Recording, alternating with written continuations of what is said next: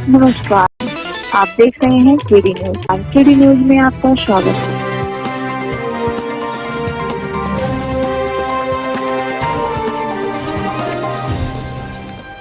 UP में सरगर्मी तेज, संकल्प यात्रा लेकर अयोध्या के लिए रवाना हुए राजा भैया।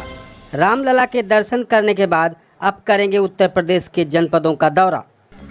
पहले हम आपको सुनाते हैं कि पत्रकार के सवाल पर आपके संकल्प यात्रा से किसका समीकरण बिगड़ने वाला है, तो राजा भैया ने कहा कि हम बनावे बिगाड़े थोड़े निकला हैं, हम रामलला सरकार के दर्शन करके जनसंपर्क करब।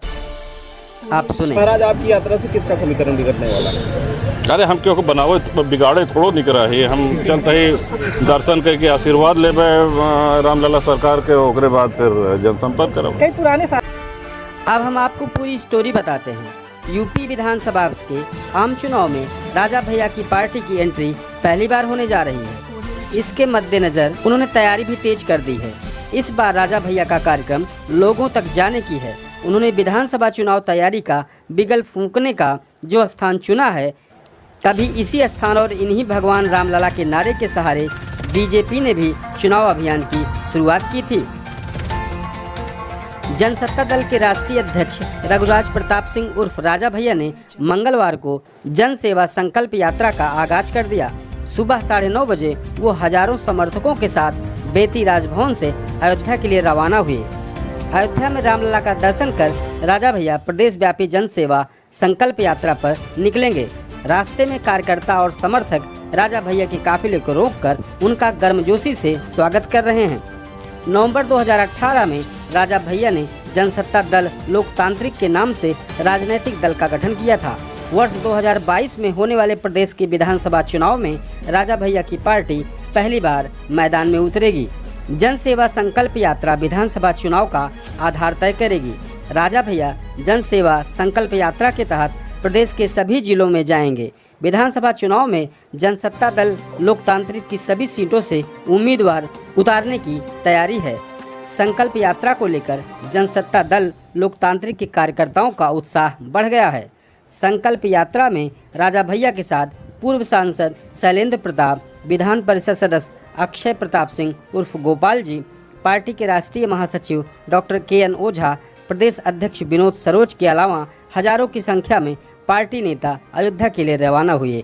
जिले में जगह जगह राजा भैया का जोरदार स्वागत किया गया। ये 2022 के चुनाव के पहले की तैयारी है या फिर केवल रामलला का दर्शन है? नवंबर 18 में जब पार्टी का गठन हुआ तो जो अपार जन समर्थन लखनऊ पहुंच के उत्साहवर्धन किया, उसके बाद ही ये कार्यक्रम लगने थे। लेकिन दुर्भाग्य से हमारे देश में, प्रदेश में, पूरे विश्व में कोविड महामारी का प्रकोप आया, एक नहीं 2 चरणों में, और पूरे विश्व को इसका खामियाजा भुगतना पड़ा। अब लॉकडाउन खुला है, क्योंकि उस समय न तो सभाएं हो सकती थी, न जनसंपर्क किया जा सकता था, न भेंट मुलाकात हो सकती थी। तो पार्टी की नीतियों सिद्धांतों को लेकर के हम लोग निकले हैं। अयोध्या में श्री रामलला के दर्शन, उनका आशीर्वाद लेकर के आगे की यात्राएं शुरू की जाएंगी। प्रदेश के हर जनपद में ये कार्यक्रम लगते रहे। महाराज, आपकी यात्रा से किसका समीकरण बिगड़ने वाला है? अरे हम क्यों बनावे बिगाड़े थोड़ो निकल रहे, हम चलते ही दर्शन करके आशीर्वाद लेबे रामलला सरकार के, ओकरे बाद फिर जनसंपर्क करब। कई पुराने साथी आपके साथ आ रहे हैं, सुनने में आ रहा है जो आपके पुराने साथी थे वो भी इस काफिले में आगे आपके साथ रहेंगे, क्या है? आप किसके तरफ इशारा हम वाकई नहीं समझ रहे हैं, लेकिन सबका स्वागत है। हम समझ नहीं रहे हैं आप किसको कह रहे हैं। आपकी इस यात्रा से कहीं न कहीं विपक्षियों की नींद हराम हो गई, नींद उड़ गई, कई लोग तरह तरह के कमेंट कर रहे हैं, इस पे कुछ कहना है आपका? देखिए, प्रतापगढ़ में जन्म ली हुई ये पार्टी है जनसत्ता, और इस पार्टी का जितना विस्तार होगा, जितना फैलाव होगा, हर एक प्रतापगढ़ के निवासी के लिए ये गर्व और प्रसन्नता की बात है। तो अपने घर में स्नेह मिले, सहयोग मिले, आशीर्वाद मिले, ये तो हमारे लिए सुख की बात है और स्वाभाविक बात है। और यहाँ से ऊर्जा बटोर करके अब हम लोग पूरे प्रदेश में अन्य जनपदों में जा रहे हैं। रामलला के दर्शन करने के बाद किस तरीके से आपकी यात्रा पूरे प्रदेश में चलने वाली है? अलग अलग जिलों में, अलग अलग मंडलों में, चरणों में ये लगाई जाएगी। 2022 में कितने सीटों पर आपकी पार्टी चुनाव लड़ेगी, ये भी बताया जाएगा साहब। आप देख रहे हैं केडी न्यूज।